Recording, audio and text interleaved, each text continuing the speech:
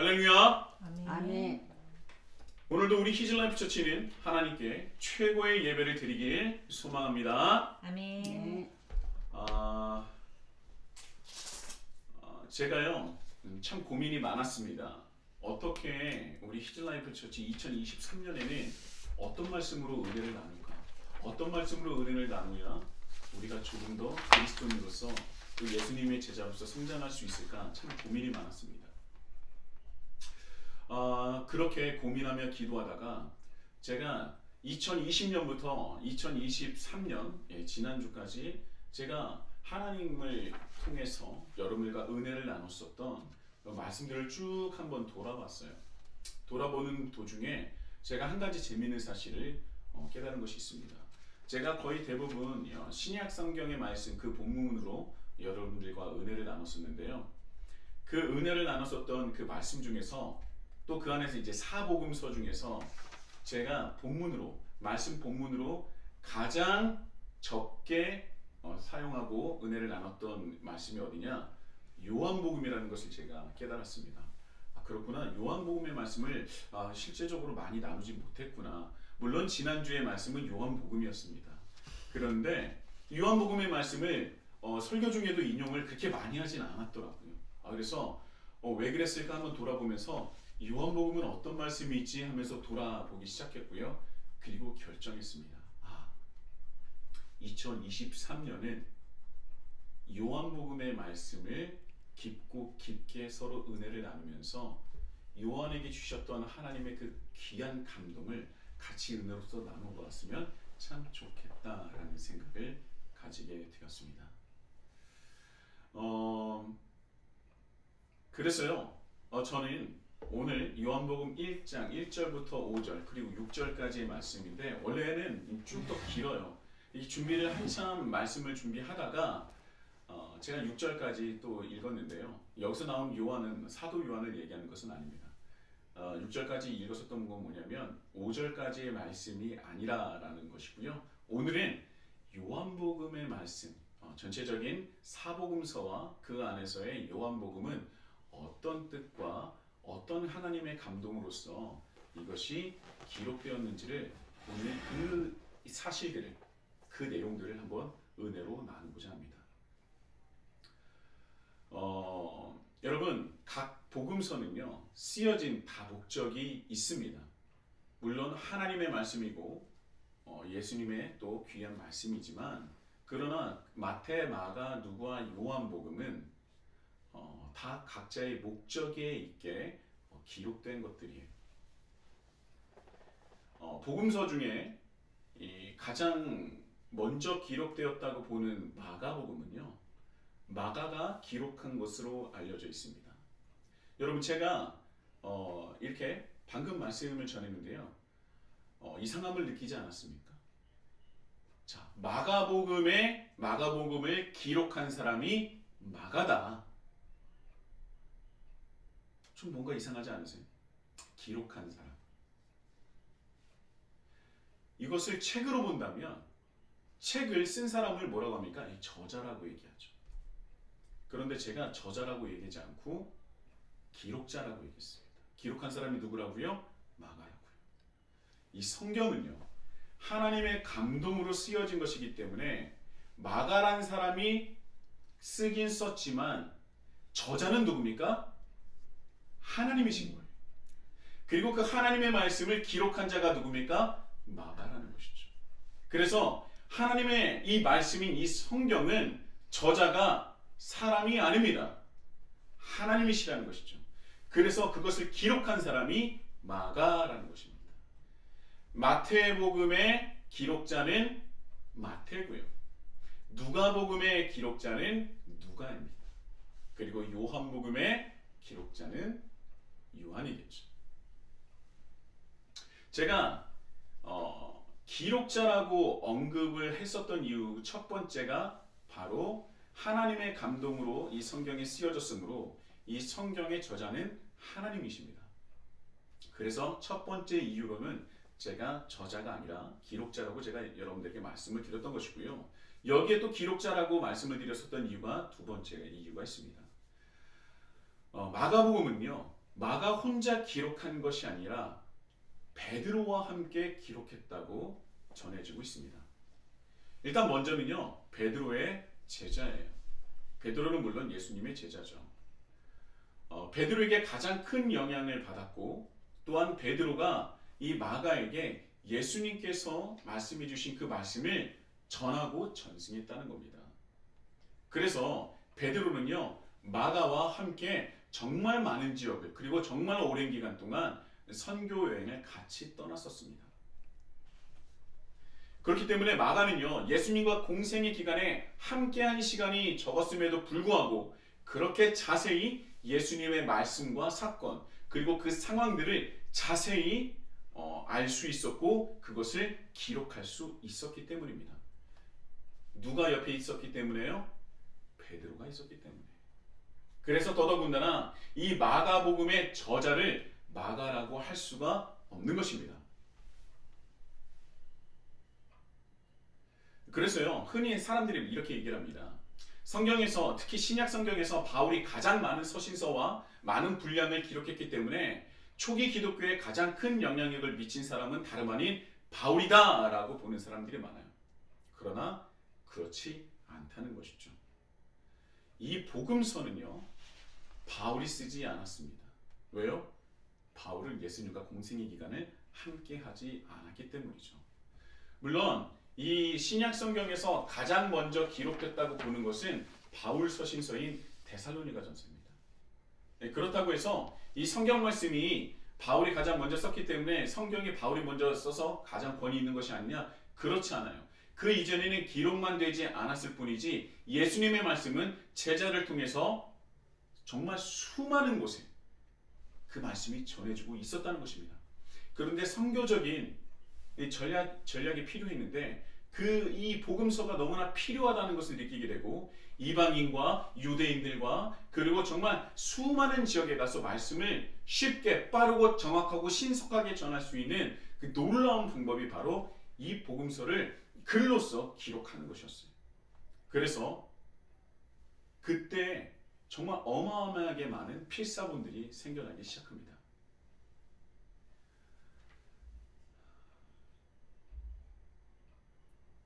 여러분, 예수님의 말씀을 기록함에 있어서 이 복음서 중 가장 먼저 기록된 것으로 여겨지는 마가복음은요, 절대 마가가 혼자 쓴 것이 아닙니다.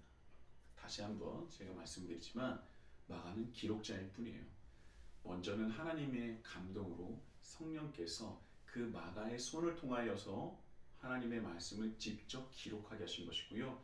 그와 함께한 동역자가 바로 예수님의 제자 베드로가 있었다는 것입니다.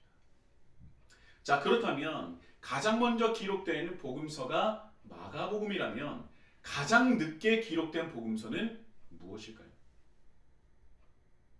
바로 요한복음입니다. 근데 제가 이 복음서 하니까 모르시는 분도 계실 것 같아요. 제가 어떤 분에게 이런 말을 들었습니다.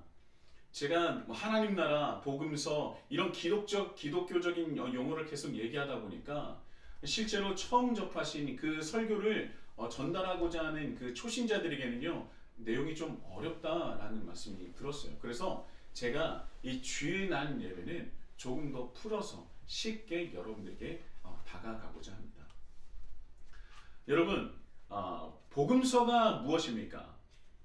복음서가 무엇이죠? 아시는 분도 계시겠지만 이 복음서라는 것은요, 마태, 마가, 누가, 요한, 신약 성경이 시작하는 첫 번째 네 권을 일컬어 사복음서라고 얘기합니다. 그런데 이 사복음서는요, 특징이 무엇이냐? 왜 그렇게 사복음서로 분류하게 되었느냐? 바로 이 사복음서에는 예수님의 그 생애와 교훈의 말씀, 그러니까 예수님께서 하신 말씀을 정확하게 기록한 거예요. 예수님의 생애와 예수님의 교훈과 설교를 기록한 것이 바로 복음서. 그런데 그것이 네 권이라고 해서 사복음서라고 말하고 있는 것입니다. 그런데요, 여기서 사복음서는 복음서인데 언젠가는 공관복음이라는 얘기를 들은 적도 있습니다. 공관복음. 이거는 뭐지? 그냥 그때는 들었을 때는 뭐 그런가 보다 복음서 중에 뭐 하나겠지라고 생각할 수도 있는데요. 이 공관복음서라는 것은 무엇이냐면 이 공관복음은 마태, 마가, 누가복음을 말하는 거예요.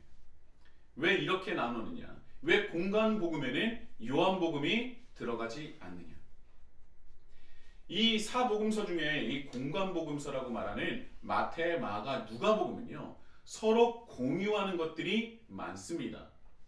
그러니까 예수님의 생애와 말씀이나 교훈들을 사복음서가 모두 기록한 것은 맞지만 비교적 마태, 마가, 누가복음은 서로의 공통점이 많고 같은 관점, 같은 방향성을 가지고 있는데 반해 요한복음은요. 마태, 마가, 누가복음서에는 전하지 않는 예수님의 말씀이 더 풍성하게 많아요. 왜 그럴까요? 마가복음의 말씀은요. 마태복음과 누가복음의 90%가 넘게 기록되어 있습니다. 그러니까 마가복음에 기록되어 있는 90%의 말씀은 어디에도 있다고요?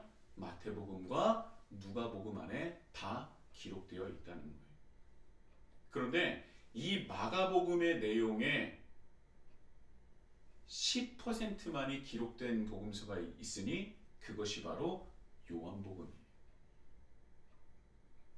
10% 미만이라고 얘기를 하는데요.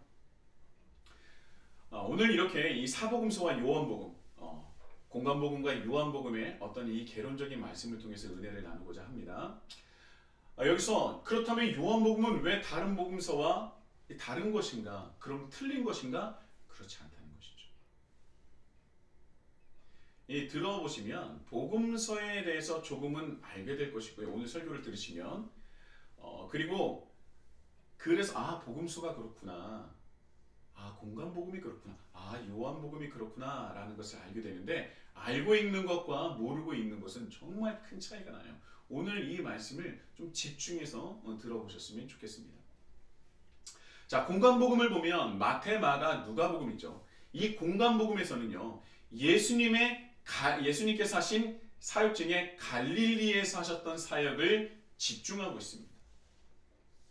자, 십자가에 못 박히시기 전 일주 정도 유월절을 지키시기 위해서 예루살렘에 입성하셨는데 예루살렘을 입성하시기 이후의 분량은 얼마 되지 않고요. 거의 대부분 예수님께서 하신 갈릴리 사역에 집중하고 있는 것이 바로 공관복음이에요. 반대로 요한복음은 갈릴리에서 하셨던 사역도 일부분 들어가 있지만 대부분 예수님께서 예루살렘에 입성하신 이후의 사역을 기록했습니다. 그러니까 이 사복음서를 하나도 빼놓을 수가 없는 거예요. 다시 한번 말씀드리지만 이 마태, 마가, 누가복음은 예수님께서 예루살렘에 입성하시기 전에 갈릴리 지역에서 수많은 교훈과 말씀을 전하시고 하나님 나라에 대해서 선포하신 그 사역에 집중하고 있고요. 요한복음은 예루살렘을 입성하신 이후에 말씀을 기록하고 있다는 것입니다. 여기에 다 의미가 있어요. 그러니까 서로 다른 말씀을 전하는 것이 아니라 사복음서를 읽으면 예수님의 말씀이 더욱 입체적이고 풍성하게 다가올 수 있다는 것입니다. 자, 그렇다면 이 공관복음에서는요. 예수님의 말씀의 초점은 바로 하나님 나라입니다. 물론 이 하나님 나라는요. 창세기부터 요한계시록까지 정말 관통하면서 하나님께서는 지속적으로 하나님 나라의 시작과 훼손과 다시 재시작과 완성될 것을 말씀하고 있어요. 그런데 비교적 이 공관복음은요. 다시 시작할 하나님 나라, 그 하나님 나라를 전하는 것이 바로 공관복음입니다.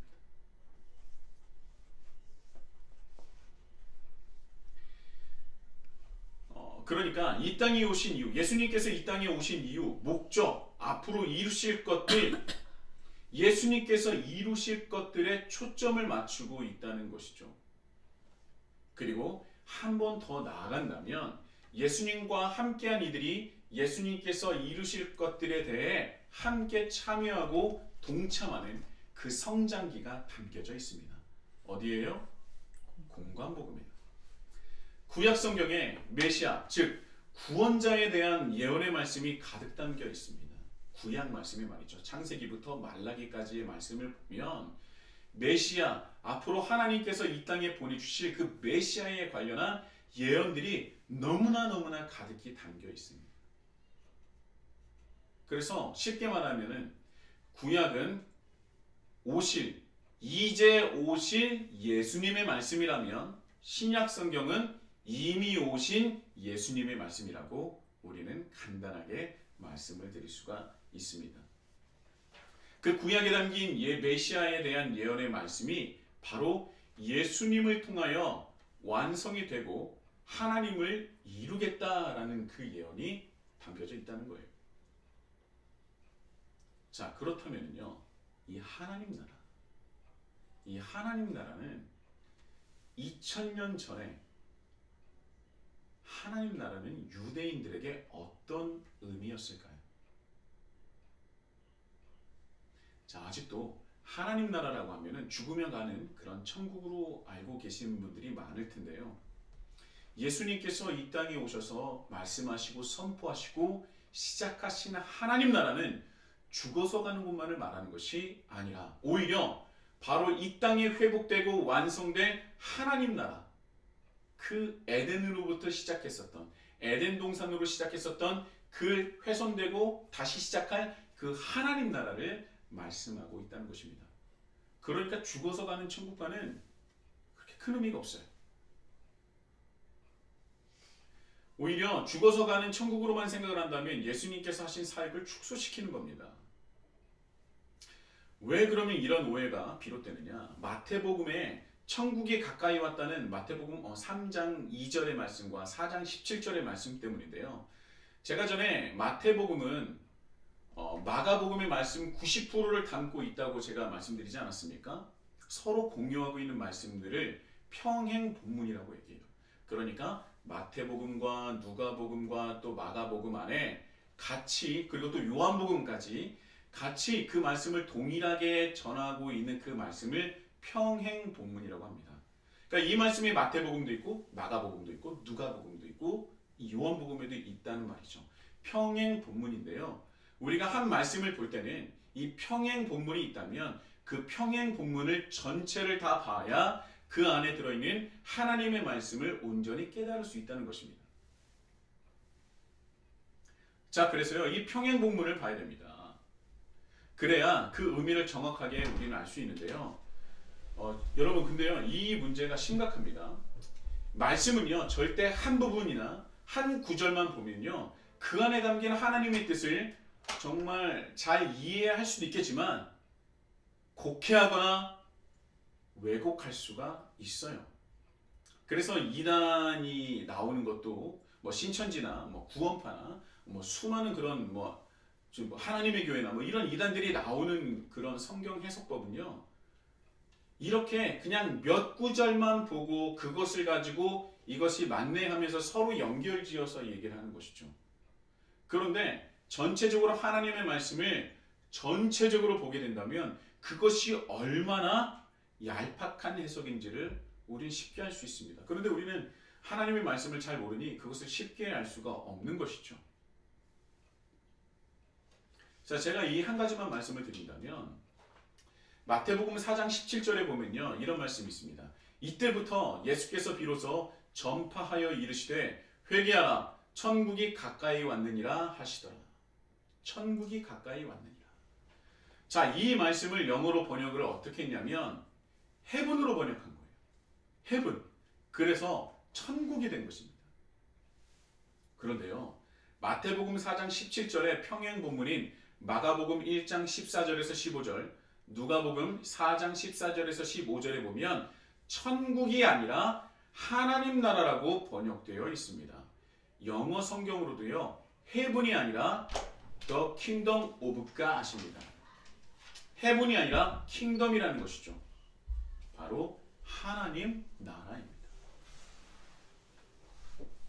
자, 그렇다면 마태는 왜 굳이 하나님 나라, 킹덤이라고 거기다 기록하면 되는데 굳이 하늘나라라고 번역을 해서 그것을 킹덤이 아닌 헤븐으로 번역을 하게 했을까? 마태는 왜 굳이 이렇게 우리를 헷갈리게 했을까? 자, 마가복음은요, 제가 아까 서두에 말씀드렸듯이 각 복음서는요, 그 복음서가 기록된 그 목적과 이유가 다 있었다고 말씀을 드렸죠. 마가복음은 주로 이방인들, 그러니까 유대민족이 아닌 그 당시 로마인들에게 복음을 전하기 위해 그 목적을 가지고 기록된 말씀입니다. 그런데 반대로 마태복음은요, 로마인이 아닌 유대인들에게, 아직 예수님을 메시아라고 믿지 않는 유대인들에게 복음을 전하기 위한 그 목적을 가지고 기록된 말씀이에요. 그런데 유대인들이 가진 특징이 무엇이냐면 바로 하나님의 이름을 그대로 부르지 못합니다. 하나님의 그 거룩하신 이름을 죄인인 자신들이 절대 입에 올릴 수 없다고 알고 그렇게 행하고 살았어요. 이것이 왜냐하면 10계명의 제3계명입니다. 너는 내 하나님 여호와의 이름을 망령되게 부르지 말라. 하나님께서 모세에게 주신 이 10계명, 이 3계명이 내 이름을 망령되게 부르지 말라라는 그 말씀 때문에 정말 유대인들은요, 하나님의 이름을 부를 수 없었습니다. 그래서 여호와, 아도나이, 야훼 이렇게 애둘려서 표현을 했던 거예요. 그런데 이렇게 하나님의 이름은 아니지만 그래도 여호와, 아도나이, 야훼 이것도 하나님을 가리키는 거기 때문에 우리가 부를 수는 있지만 그래도 이것도 신성하고 거룩한 것이 아니냐라고 해서 이것마저도 신성사문자라고 얘기합니다. 그래서요, 자, 이방인들에게는요, 하나님이라고 말할 수 있어요, 없어요? 있습니다. 전혀 문제될 것이 없죠. 그러나 유대인들에게 예수님께서 메시아라는 것을 전하는데 예수님께서 말씀하신 하나님 나라라고 직접적으로 얘기한다면 유대인들은 헉 놀랐을 거예요. 어떻게 하나님의 이름을 그렇게 부를 수 있지? 거부 반응이 들 것이 분명했기 때문에 신성사문자로 해서 마태는 하나님 나라라고 그렇게 직접 부른 것이 아니라 하늘 나라라고 그렇게 말을 했던 것이죠. 그러나 그것을 들었었던, 그리고 그것을 봤었던 유대인들은 하늘 나라를 어떻게 여겼겠습니까? 평행본문처럼 하나님 나라라고 그들은 알고 들었을 거예요. 그래서 이 하늘나라라고 신성사문자를 쓴 것을 영어 그 성경에서 해분으로 번역을 하였고, 그 해분으로 번역한 것을 우리나라에서 영어 성경에 대해서 큰 영향을 받았기 때문에 그것을 천국이다라고 번역을 한 것입니다. 그래서 이 천국은 죽어서 가는 것을 말하는 것이 아니라 이 땅에 예수님께서 시작하시고 완성하신 그 하나님 나라를 말하는 것이죠. 그래서 예수님께서 말씀하신 하나님 나라는요, 죽어서 가는 천국과는 별 상관이 없습니다. 왜냐하면 예수님께서 전하시고 또 유대인들이 알고 있는 하나님 나라는 어디에서 이루어지는 겁니까? 바로 이 땅에서 이루어지는 하나님 나라였기 때문에 그래요. 자, 여러분, 하나님 나라는 무엇입니까? 유대인들에게 있어서 그때 2000년 전에 살고 있었던 유대인들에게 하나님 나라는 무엇이었습니까? 어떤 의미였습니까? 어떤 것을 뜻했습니까? 유대인들이 알고 있었던 하나님 나라는 무엇입니까? 그리고 유대인들이 하나님 나라에 대한 관심도는 어떠했겠습니까? 네, 유대인들에게 있어서 하나님 나라는요, 절대적이었습니다. 그들의 최고의 바람, 최고의 소망, 최고의 영혼, 최고의 희망이 무엇이었느냐? 그들이 정말 이런 억압과 핍박과 그 압제 속에서도 그래도 그들이 끊임없이 살 수 있었고, 그리고 그들이 그래도 정체성을 지킬 수 있었던, 유대인이라는 그 정체성을 지킬 수 있었던 이유는 무엇이냐면 바로 하나님 나라가 있었기 때문에 그래요. 그들이 버틸 수 있던 근원 중의 근원이 바로 하나님 나라였습니다. 다윗의 시대 이후에 하나님을 버리고 우상을 섬긴 뒤에 이스라엘은, 유대 나라죠. 유대 나라는 바벨론으로부터 시작돼서 로마에게 이르기까지 길고 긴 식민지 생활을 경험하게 됩니다. 그 생활에서 벗어난 적이 없습니다. 수많은 핍박과 수많은 압제와 그런 억울한 것들을 다 경험할 수밖에 없었어요. 그들의 나라는 없었지만 민족은 유지할 수 있었죠. 무엇 때문에요? 하나님 나라 때문에.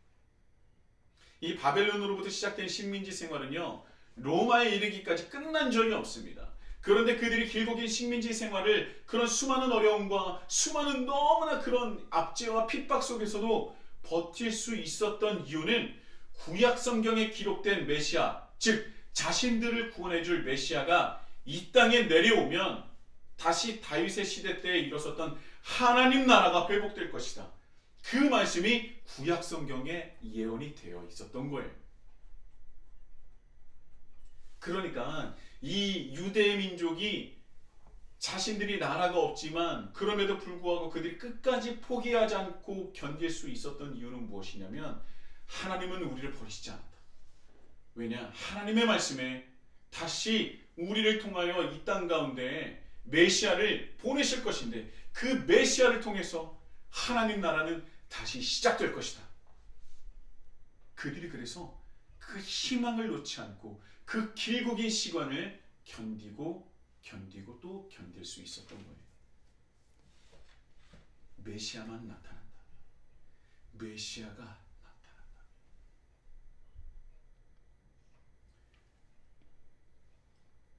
그래서요, 정말 많은 메시아가 예수님 전에 나타났었습니다. 그래서 이 사람이 바로 메시아다. 이 사람이 정말 메시아다. 그래서 그 메시아라고 믿는 사람을 믿고 의지해서 자기 나라를 식민지로 하는 그 주된 국가에게 반란을 일으킵니다. 그리고 진압을 당하고 또 당하고 또 당하게 된 것이죠. 진압되는 과정에서 수많은 피를 흘릴 수밖에 없었고, 유대인들은요 그 수많은 피를 흘렸기 때문에 하나님 나라에 대한 그 간절함은 더욱더 커질 수밖에 없었던 것입니다. 계속 기도를 했죠. 도대체 언제 하나님 나라가 이 땅에 임하는 것입니까? 하나님께서 수많은 선지자들 통해서 약속하신 그 약속은, 그 하나님 나라는 언제 다시 회복이 되는 것입니까? 그래서 그 일만의 희망을 가지고, 다시 시작될 하나님 나라에 대한 그 일말의 희망을 가지고 그들은 수많은 시간 동안 피를 흘리며 견딜 수 있었던 것입니다. 그래서 유대인들의 특징이 무엇입니까? 밟으면 밟을수록 더욱더 강해졌다는 거예요. 무엇에 대한 염원이 있어서? 메시아와 하나님 나라에 대한 염원이 있기 때문에.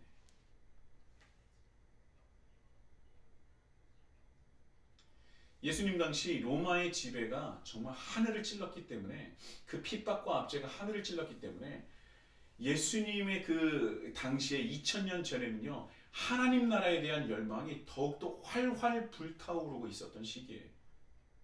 이제는 더 이상 이대로는 못 산다. 못 살겠다. 그래서 이 신약 성경에도 보면요 마라나타 나오지 않습니까? 마라나타가 뭐냐면 예수여 빨리 이제 오시옵소서.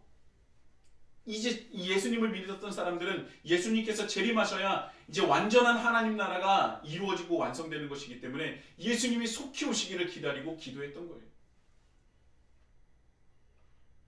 그런데요, 이 신약에 나오지 않았었던, 구약 성경에 있었던 이들이 기다렸던 하나님 나라는요, 하나님께서 바라시고 원하셨던 하나님 나라와는 거리가 너무나 멀어도 너무 멀었습니다. 그릇된 하나님 나라를 그들이 꿈꿔왔던 것이죠. 왜냐하면 그들은 선민의식이, 선민사상이 그 신앙 가운데 자리 잡고 있었던 것입니다. 자신들은 하나님께 선택받은 민족으로 특별하다는 것이죠. 나는 특별한 존재야. 누구와? 이방인들과 다르고 너무나 특별한 존재라는 것입니다. 그래서 예수님이 이 땅에 오셔서 하나님 나라는 너희들이 바라고 너희들이 느끼고 너희들이 생각했었던 그런 나라가 아니다. 너희들이 특별하고 또 으뜸이 되기 위함이 아니라 하나님 나라는 너희들이 으뜸이 되는 나라가 아니라 어떻게 세워지느냐? 바로 사랑으로, 섬김으로, 희생으로, 나눔으로, 베품으로, 오래 참음으로, 평화와 용서로 이루어지는 것이다. 그래서 예수님께서 우리들에게 그것을 직접 보여주신 것이에요. 예수님께서 이 땅에 오셔서 하셨던 것이 무엇입니까? 칼을 들고 이 유대민족을 압제하고 있는 그 로마를 향해서 대항하는 칼을 겨눈 겁니까? 그렇지 않아요. 오히려 칼을 든 자는 칼로서 망할 것이다 라고 말씀을 하시면서 칼을 내려놓으라고 했습니다. 그리고 예수님께서 우리에게 보여주신 하나님 나라를 이루고 세워지는 방법을 우리에게 알려주시고 보여주셨는데 그것이 바로 철저한 섬김과 희생과 나눔과 베품과 평화와 용서였습니다. 그리고 그런 모습이야말로 하나님 나라가 시작되고 세워진다라고 우리에게 가르쳐 주신 거예요. 그리고 그 하나님 나라가 세워지는 그 기준과 그 모습의 정점이 무엇이냐? 바로 십자가 사건이라는 것입니다.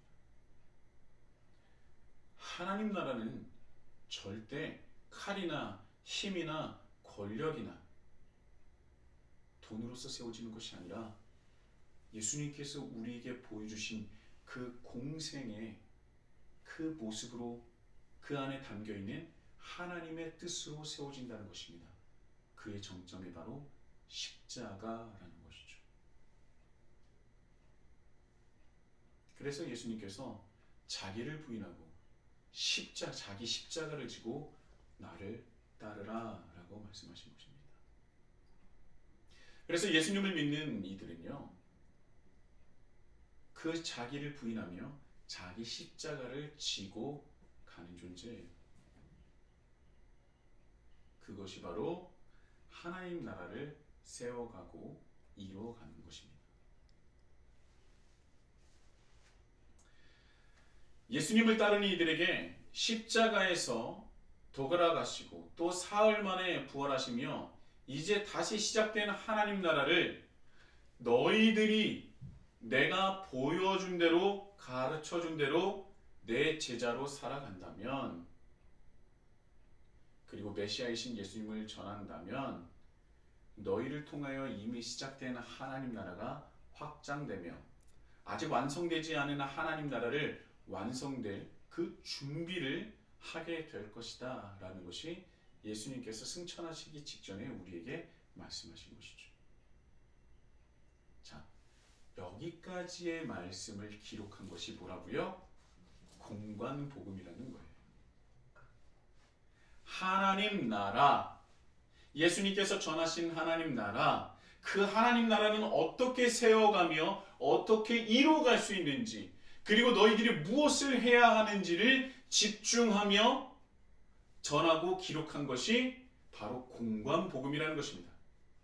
그래서 하나님 나라의 그 수많은 하나님 나라에 대해서 수많은 비유와 말씀이 바로 이 공관복음에 대부분 기록되어 있다는 거예요.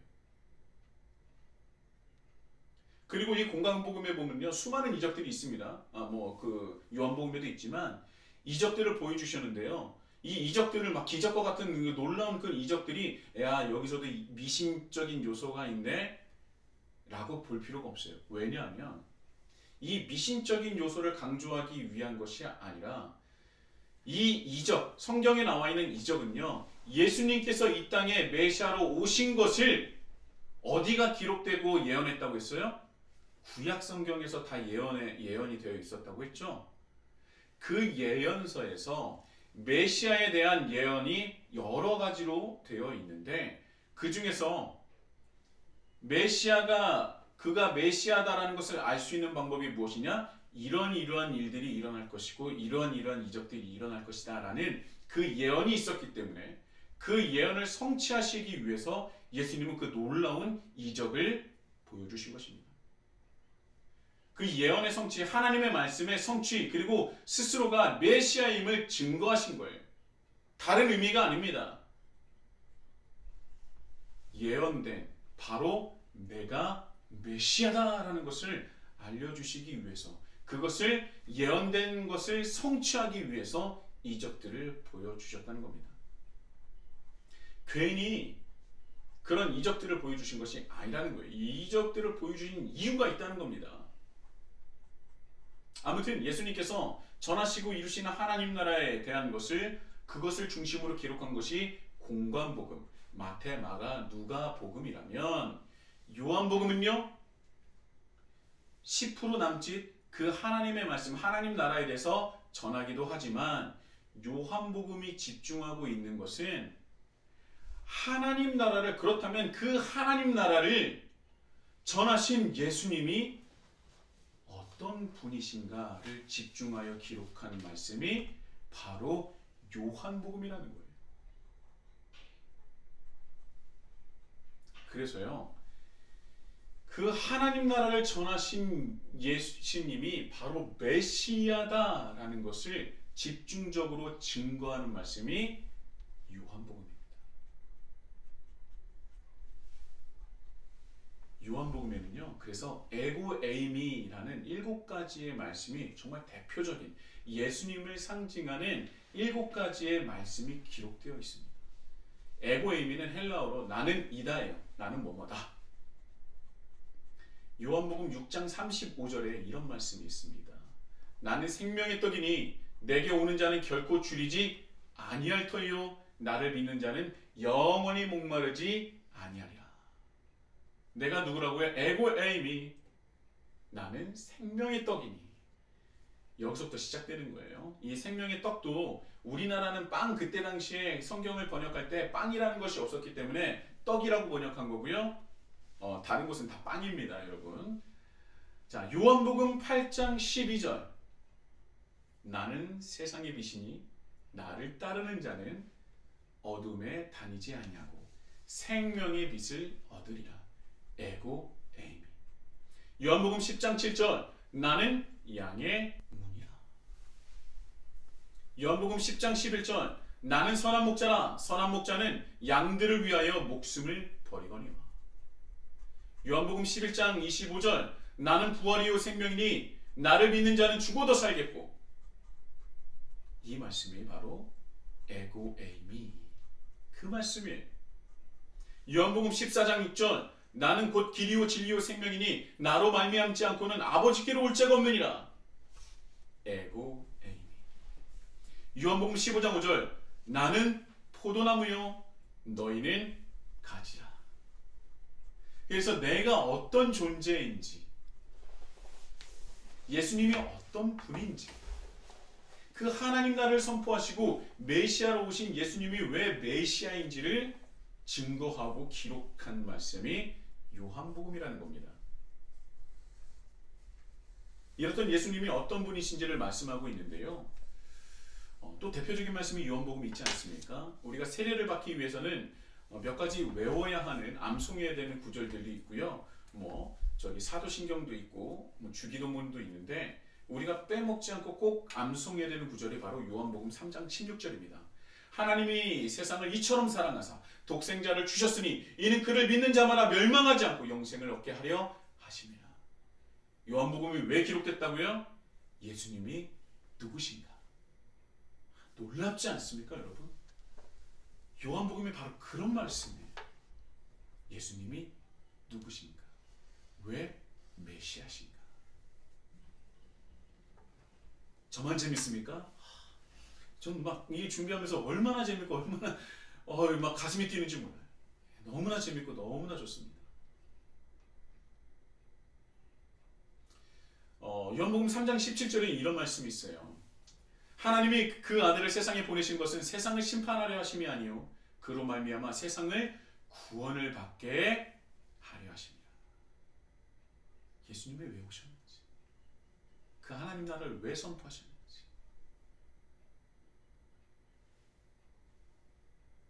예수님이 하나님의 독생자요 하나님의 본체시요 100%의 신성을 가지신 분으로 자신을 낮추사 100%의 인성마저 가지신 분, 즉 100%의 신성과 100%의 인성을 동시에 가지신 놀라운 신비를 가지신 예수님, 바로 그것을 성육신이라고 하지 않습니까?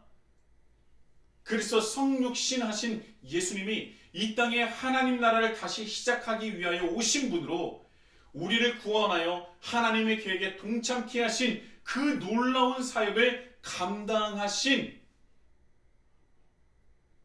그 예수님을 집중하여 기록한 것이 요한복음이라는 거예요. 예수님의 사역, 갈릴리 사역에 집중을 하는 것은 공관복음이며 마태, 마가, 누가복음이죠. 요한복음은 그 사역을 감당하시고 십자가를 짊어지신 분이 바로 예수님인데 예수님이란 어떤 분이신가? 왜냐하면 사도 요한은 예수님과 정말 가장 가까이 있었던 제자 중에 한 명이에요. 그래서 요한은요, 그래 마태, 마가, 누가, 베드로, 그래 예수님께서 하나님 나라를 선포하신 것도 너무나 중요해. 그런데 공관복음에서 빠진 것이 무엇이냐 봤더니 예수님이 누구신가? 우리가 믿어야 할 예수님, 우리가 왜 예수님을 믿어야 되며 우리가 왜 예수님의 제자가 되어야 되는가? 왜 우리가 예수님을 따라야 하는가? 왜 우리가 예수님을 사랑해야 되는가? 그것을 전하고 싶었던 거예요. 너무 궁금하지 않습니까? 요한이 그 목적을 가지고 하나님의 감동으로 기록된 주님의 하나님의 말씀, 구약 성경에 예언되어 있고 또 그 예언을 모두 성취하신 예수님이 어떤 분이신지, 왜 이 땅에 내려오실 수밖에 없었는지, 그리고 왜 그 순환을 겪어야만 하셨는지 예수님을 알아가시면서 더욱더 하나님 나라에 대하여 함께 은혜를 나누는 우리 히즌라이프 처치가 되기를 예수님의 이름으로 축복합니다. 아멘. 여러분들을 초대합니다. 요한복음 다음 주부터 이 2023년에 귀한 요한복음의 말씀으로 예수님을 알아가고자 합니다. 그것을 기대하시고 기대하시는 만큼, 아니 그 기대하신 그 이상의 그 은혜와 성령 충만함이 우리 히즌라이프 처치 예배에 성령께서 함께해 주실 줄 믿습니다. 아멘. 우리